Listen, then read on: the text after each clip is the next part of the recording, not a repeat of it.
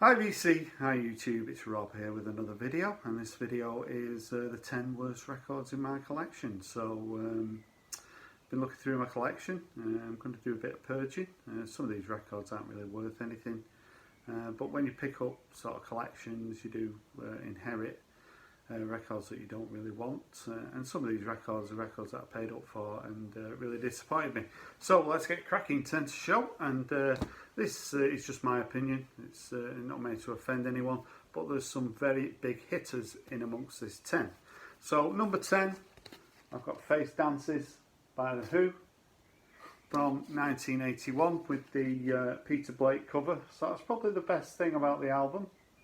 It does feature You Better You Bet, but I can remember getting this in 81 and I was just sort of becoming a mod. I'd got a Vespa, and The Who had an album out, and of course after the film Quadrophenia I was really into The Who, but when this came out it was just so dull.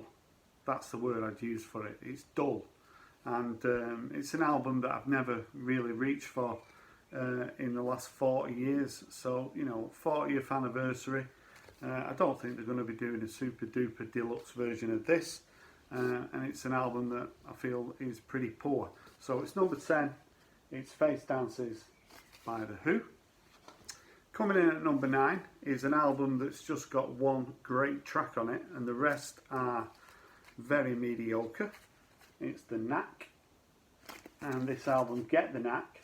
So when My Sharona came out, I think it was 79, I still love that song, but the rest of the album is really trying too hard, and it's an album that people might show and say, oh, I've got, but it's not an album that anyone really plays, and I don't think I've played it for 40 years. So yeah, my number 9 is Get the Knack by The Knack. My number 8 is a UK artist who was pretty big in sort of 83, 84. This is an album that I rescued from a tip. I do think maybe I should have left those records at the tip, because there's a couple further up in my chart that I rescued. And it's Nick Kershaw and The Riddle. So I did notice on the back of here that Mark King from Level 42 makes a guest appearance. So maybe that's why I despise it so much. It's got a couple of singles on that I really hate, Wide Boy and The Riddle. But all in all, this is an album that you find, you know, you see it when you're in record shops for about £1. And, you know, it's just not my taste in music. Number 8, Nick Kershaw and The Riddle. Now, coming in at number 7, this is the only sort of novelty record that's in my chart. All the rest are kind of big hitters.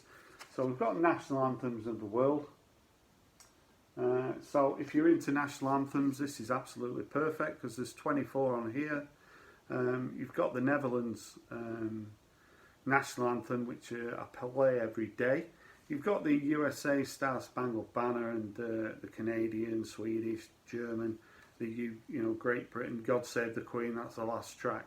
But all in all, you know, it's not an album that you reach for very often, and yeah, I do like the jacket though. So number 7 is National Anthems of the World. Coming in at number 6 is a band from America who are held up as you know, one of the groundbreaking sort of new wave bands that a lot of people have got a lot of time for, but the more I listen to them, I just think, you know, they're sort of below average, and this album is pretty poor. It's Devo and Shout. So I don't think even Devo like this album. I do think Devo a little bit of a gimmick, really. A little bit of Emperor's New Clothes going on. When you buy a couple of their albums, you know, you just think, you know, why have I bought these? You never reach for them, never play them. I know there's some people who love them, but I don't. So, yeah, number 6 is Shout by Devo. Coming in at number 5 is another one that I rescued from the tip. Probably my least favourite band from the 1980s. It's Duran Duran. And this has got a horrendous title, Seven and the Ragged Tiger, whatever that means. And it's chocker with songs that I hate, like The Reflex, New Moon on Monday, and especially the Union of the Snake. So yeah, a band I've never had any time for. Okay, if you're a teenage girl, but I've never been one of those. So yeah, Duran Duran and Seven and the Raging Tiger comes in at number 5. Coming in at number 4 is an artist that I've really discovered that I don't like. It's Nielsen, and Nielsen sings Newman. So this album came out, I think it was in 1970.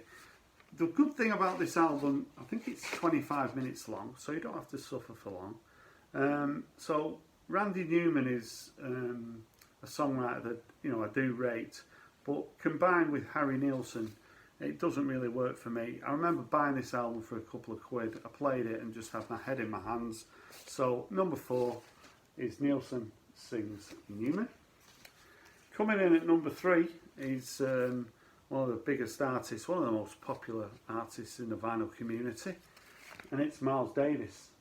So Miles Davis and this album, You're Under Arrest, I think he really did need arresting after this one. I think he'd lost the plot totally. This album's on CBS. There's a couple of cover versions of 80s tunes, Time After Time, the Cyndi Lauper track, and Human Nature by Michael Jackson. All in all, you never ever hear anyone who's a Miles Davis fan talk about this album, and with good reason. It's appalling. So yeah, my number 3 is You're Under Arrest by Miles Davis. Coming in at number 2, we're getting the big hitters now, so hold on to your hats. It's the Cars. So I think this is a debut by the Cars, and I can remember in sort of 79 when I was getting into music, and the Cars came in the chart, and I totally ignored them, and I've ignored them for 30, 40 years. It's only when I came on the VC that I sort of got an understanding of how Americans love the Cars, and it's just something that's passes me by. I don't see the attraction, find them very dull, very predictable, and it's the second worst record in my collection. It's the Cars and the debut. And the worst record in my record collection is Graceland by Paul Simon. So this is another one that I rescued from the tip. And I think this came out in 86, and I think 1986 probably go down as the worst year in music ever. And the fact that this is probably classed as the best record by a lot of people from 1986 says a lot. Never liked it. I never liked the cheesy video with Fletch, what's it called, Chevy Chase. Never liked that video, You Can Call Me Al. And it's Paul Simon with a South African beat. It just don't work for me, but I'm someone who just doesn't like Paul Simon anyway, so I do like African music, but for me this it's quite easily the worst record in my collection, and it's Graceland by Paul Simon. So those are the 10 worst records in my collection. Just a bit of fun, my opinion. If you got any views on what I showed, I'd love to hear from you. Thanks for watching my video.